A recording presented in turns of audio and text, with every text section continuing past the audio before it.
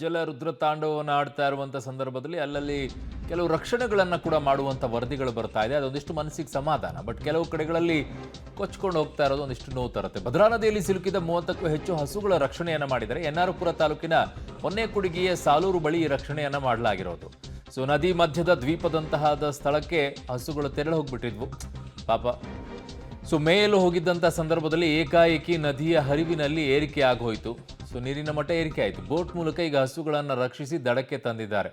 ಅಯ್ಯೋ ಪಾಪ, 30 ಹಸುಗಳು ಸೊ ಸಿಕ್ಕಾಕೊಂಡು ಒದ್ದಾಡ್ಬಿಟ್ಟಿವೆ. ಅವು ಈಜ್ತ್ವೆ, ಅವಳು ಇಂಥದ್ದು ಏನೇ ಬಂದರೂ ಕೂಡ ಈಜುತ್ತವೆ. ಬಟ್ ಕೊಚ್ಕೊಂಡು ಹೋಗುವಂಥ ಪರಿಸ್ಥಿತಿಗಳು ಬಂದರೆ ಅವಕ್ಕೆ ಕಷ್ಟ ಆಗಿಬಿಡುತ್ತೆ. ತುಂಬ ಹೊತ್ತು ಈಜೋಕ್ಕಾಗೋದಿಲ್ಲ, ಸ್ವಲ್ಪ ಪ್ರಮಾಣದಲ್ಲಿ ಈಜುತ್ತೆ. ಎಮ್ಮೆಗಳಾದರೆ ಮಾತ್ರ ಭಯಂಕರ ಈಜ್ಬಿಡುತ್ತವೆ. ಹಸುಗಳಿಗೆ ಅಷ್ಟೊಂದು ತುಂಬ ಈಜಕ್ಕಾಗೋದಿಲ್ಲ, ಸ್ವಲ್ಪ ಪ್ರಮಾಣದವರೆಗೂ ಆಗುತ್ತೆ. ಬಟ್ ಒಂದು ಕಡೆಗೆ ಸಿಕ್ಕಾಕೊಂಡಿದೆ. ಅವುಗಳನ್ನು ರಕ್ಷಣೆ ಮಾಡುವಂಥ ಕೆಲಸವನ್ನು ಈಗ ಮಾಡಿದಾರಂತೆ ಬೋಟ್ ಮೂಲಕವಾಗಿ. ನೋಡಿ ಅಲ್ಲಿ ಪಾಪ, ಒಳ್ಳೇದಾಗಲ್ಲಪ್ಪ ನಿಮ್ಗೆ. ಯಾರೆಲ್ಲ ರಕ್ಷಣೆ ಮಾಡಿದ್ದೀರ ಅವುಗಳನ್ನು ನೋಡಿ ರಕ್ಷಣೆ ಮಾಡಿದಿರಲ್ವಾ, ನಿಮ್ಗೆ ಒಳ್ಳೇದಾಗಲಿ, ಚೆನ್ನಾಗಿರಿ. 30 ಹಸುಗಳು ಅಂದರೆ ಸಾಮಾನ್ಯನ್ರಿ ಪಾಪ. ಹೆಂಗೆ ಒದ್ದಾಡಿರ್ಬೇಕು ಅವು, ಎಷ್ಟೊತ್ತನ ಒದ್ದಾಡಿರ್ಬೇಕು. ಯಾರೋ ನೋಡಿದಾರಲ್ಲ, ಕನಿಷ್ಠ ಕಣ್ಣಾಯಿಸಿದಾರಲ್ಲ, ಅದಾದರೂ ಒಳ್ಳೆಯದು.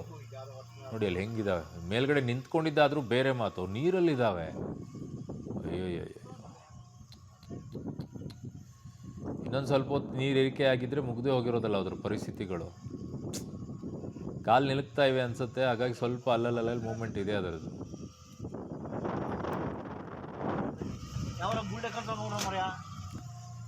ನನ್ನ ಸಹೋದ್ಯೋಗಿ ಈಗ ಈ ಬಗ್ಗೆ ಒಂದಿಷ್ಟು ಮಾಹಿತಿಯನ್ನು ಪಡ್ಕೊಳ್ಳೋಣ. ಚಿಕ್ಕಮಗಳೂರಿನ ಸಹೋದ್ಯೋಗಿ ನಾರಾಯಣಗೌಡನೊಂದಿಗೆ ಸಂಪರ್ಕಕ್ಕೆ ಸಿಗ್ತಾ ಇದ್ದಾರೆ. ನಾರಾಯಣಗೌಡರು, ಈಗ ಪಾಪ ಎಷ್ಟು ದಿನ ಆಯ್ತಂತೆ, ಗೊತ್ತೇ ಆಗಿರ್ಲಿಲ್ವಾ ಈ ಹಸುಗಳು? ಆಮೇಲೆ ಹೆಂಗ್ ಹೋದ್ವು ಅಂತ ಅಲ್ಲಿಗೆ?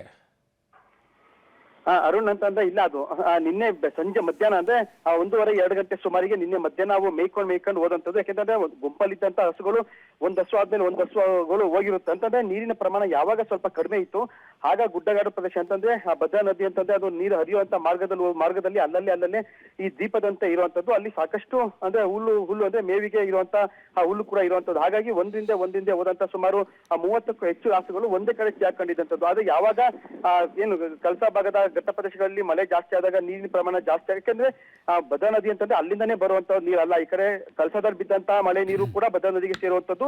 ಮತ್ತೆ ಎನ್ನಾರ್ಪುರದಲ್ಲಿ ಬಿದ್ದಂತ ಮಳೆ ನೀರು ಕೂಡ ಬೇರೆ ಮಾರ್ಗಗಳಲ್ಲಿ ಬಂದು ಭದ್ರಾ ನದಿಗೆ ಸೇರೋದ್ರಿಂದ ನೀರಿನ ಪ್ರಮಾಣ ಜಾಸ್ತಿ ಆಗಿರೋದ್ರಿಂದ ಅವು ಬರುವಂತ ಪ್ರಯತ್ನ ಮಾಡಿದ್ರು ಕೂಡ ನೀರಿನ ಪ್ರಮಾಣ ಜಾಸ್ತಿ ಆದ ಕಾರಣ ಅವಕ್ಕೆ ಬರಕ್ ಆಗಿಲ್ಲ. ಆಗ ಅಲ್ಲೇ ಇದ್ದಂತ ಸ್ಥಳೀಯರು ಅದನ್ನು ನೋಡಿ ತಕ್ಷಣ ಅರಣ್ಯ ಇಲಾಖೆಯವರಿಗೆ ಮಾಹಿತಿ ನೀಡಿರುವಂತದ್ದು. ಅರಣ್ಯ ಇಲಾಖೆಯವರು ಹಗ್ಗ ಮತ್ತೆ ಬೋಟನ್ನೆಲ್ಲ ತಂದ್ರೂ ಕೂಡ ನೀರಿನ ಪ್ರಮಾಣ ಜಾಸ್ತಿ ಆಗ್ತಿದ್ದಂತ ಕಾರಣದಿಂದಾಗಿ ಹಸುಗಳು ಮುಳುಗುವಂತ ಸಾಧ್ಯತೆಯೂ ಇತ್ತು. ಹಾಗಾಗಿ ಅವರು ಹಸುಗಳಿಗೆ ಹಗ್ಗ ಕಟ್ಟಿ ಎಳೆಯೋದು ಕಷ್ಟ ಸಾಧ್ಯ ಅಂತ ತದನಂತರ ಅವರು ಬೋಟ್ ಮುಖಾಂತರ ಎಲ್ಲಿ ಸ್ವಲ್ಪ ಅಂದ್ರೆ ಈಗ ಅರಣ್ಯ ಅಧಿಕಾರಿಗಳಿಗೆ ಗೊತ್ತಿರುತ್ತೆ ಯಾವ ಜಾಗಗಳಲ್ಲಿ ಸ್ವಲ್ಪ ಎತ್ತರ ಪ್ರದೇಶ ಇರುತ್ತೆ, ಹಸು ಎಲ್ಲಿ ಸ್ವಲ್ಪ ಎತ್ತರ ಪ್ರದೇಶದಲ್ಲಿ ಇದೆ ಅನ್ನೋದು ಗೊತ್ತಾದಂತ ಸಂದರ್ಭದಲ್ಲಿ ಆ ಬೋಟ್ ಮೂಲಕ ಹಸುಗಳನ್ನ ಎದುರಿಸಿ ಒಂದಿಂದೆ ಎದುರಿಸಿ ಅವನ್ನ ದಡಕ್ಕೆ ಕರ್ಕೊಂಡ್ ಬಂದಿರುವಂತದ್ದು. ಅದು ಯಾವ ಹಸುವು ಕೂಡ ಪ್ರಾಣಾಪಾಯ ಯಾವುದೇ ರೀತಿ ಸಂಭವಿಸಿಲ್ಲ. ಆದ್ರೆ ಸುಮಾರು 1.5 ಗಂಟೆಗಳ ಕಾಲ ಅರಣ್ಯ ಅಧಿಕಾರಿಗಳು ಮತ್ತೆ ಆ ಸ್ಥಳೀಯರು ಕೂಡ ನಾನಾ ರೀತಿ ಪ್ರಯತ್ನ ಮಾಡಿ ಯಾವುದೇ ಹಸುವು ಕೂಡ ಸಮಸ್ಯೆ ಆಗಲಿಲ್ಲ. ಎಲ್ಲಾ ಹಸುಗಳನ್ನು ಕೂಡ ದಡಕ್ಕೆ ಕರ್ಕೊಂಡ್ ಬಂದಿರುವಂತದ್ದು. ಅರುಣ್, ಓಕೆ, ತುಂಬಾ ಒಳ್ಳೆ ಕೆಲಸ ಮಾಡಿದರೆ, ಒಳ್ಳೇದಾಗಲಿ ಅರಣ್ಯ ಇಲಾಖೆಯವರಿಗೆ. ಧನ್ಯವಾದಗಳು ನಾರಾಯಣಗೌಡರೆ.